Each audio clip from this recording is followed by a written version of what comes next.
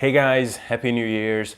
I apologize for looking like I've been living on an island for the past year, but I left my razor on Malta, so it is what it is. This is going to be the second episode of my Getting Lean Without Tracking Macros video series. And this is going to be a pretty unscripted video, so I'm going to put some timestamps in the video description. Let's see how this works. If you prefer the more scripted version, let me know. But we will just get ahead and do it. So in this video, I would like to talk about hunger and satiety, because that's basically the alpha and omega of this whole thing.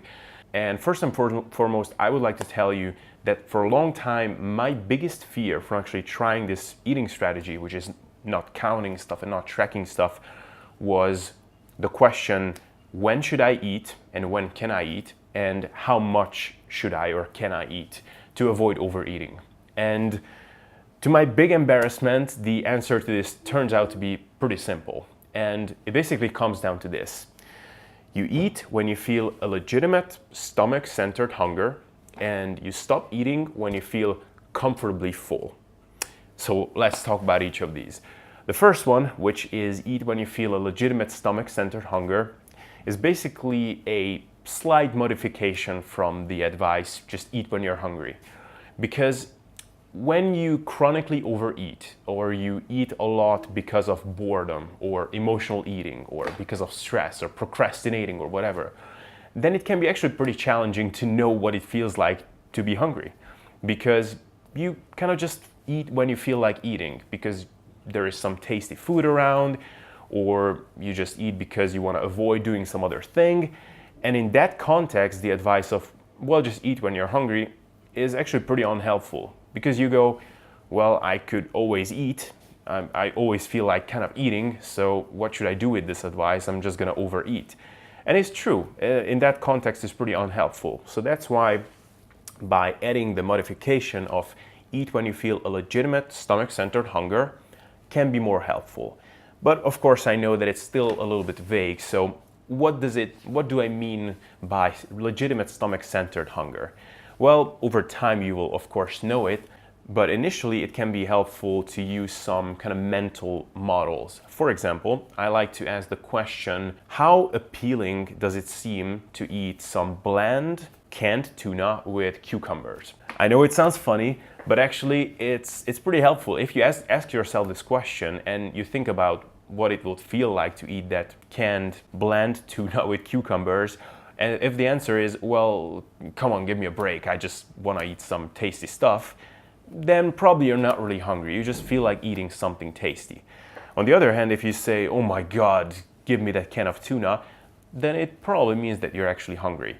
Now, of course, over time, this will sound pretty silly because you will dial this in naturally, but you would be surprised how many times I felt like eating something and I just want to eat.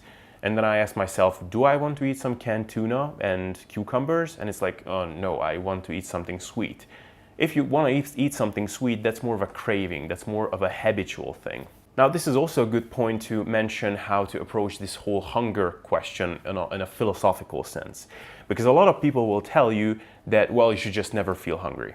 And I think that's a little bit overselling the thing. What I would say is that you should never get to the point where you're so hungry that you're constantly thinking about food, when you just want to rip someone's head off because you're so hungry. You should never get to that point, I would say, generally speaking. The point you actually want to get to is what I just said, when some really bland, really boring, not very good tasting stuff sounds really appealing to eat. You should generally get to that point a couple of times a day, 2, 3, 4 times, especially if you want to lose weight, especially then. Now let's talk about the other part of the equation, which is eating until you feel comfortably full.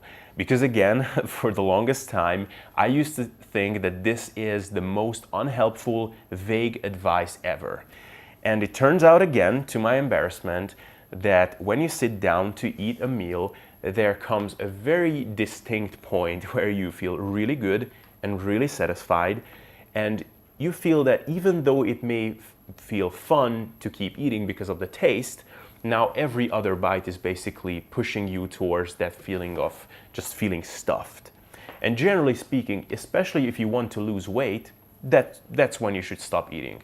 Now, of course, there are times like when you go to an all-you-can-eat restaurant or Thanksgiving or Christmas or whatever, when it's just fun to eat a whole bunch of food. But generally speaking, especially if you want to lose weight, that's when you should stop eating. And again, I'm not talking about stopping when you're only 80% full or when you're still hungry. You shouldn't feel deprived. I'm talking about stopping eating when you feel really good and really satisfied. And this actually also brings up another point, which is kind of embarrassing to admit, but I think it's important because it might help you, is that I used to say that I have the biggest, most voracious, insatiable appetite. And it turns out that what it really was is that I just developed a very strong habit of just eating until feeling stuffed at every meal. And I felt really comfortable doing that. And it's not necessarily that I had a really big appetite, it's more so that I just routinely ate past comfortable fullness. And I thought that was normal. It's not normal. Generally speaking, you shouldn't need to stuff yourself at every single meal. Now, I didn't gain weight, I didn't become overweight because I was tracking stuff, so I always stayed within my caloric budget.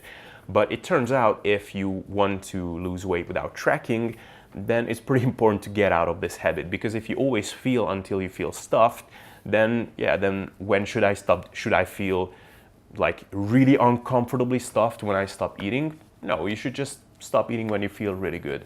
And the beautiful thing about all of this is if you dial these two things in, so start eating when you feel actual legitimate stomach-centered hunger, and you stop eating when you feel comfortably full, is that from that point on, it's just a matter of your food choices, which we will talk about later. But fibrous, high protein, filling foods with good satiety index, then that basically takes care of the rest. So that is hunger and satiety. Again, it sounds very simple in concept, but I know it can take some time to actually dial this in. I know that it still takes some time for me, but it's been an interesting experience. I've been doing this for a week now, and I did lose probably a pound ever since I started this. I did make some interesting observations because, hunger and satiety are not merely physiological constructs. It's more of a psychological thing. So let me know in the comment section, what are your biggest challenges with using your hunger and satiety as cues to regulate your weight? What is your biggest challenge with this, if there is any challenge at all? And if there isn't, if it is easy for you, then please let me know. What did you use to dial this in, or what kind of mental frameworks or models do you use to master this thing?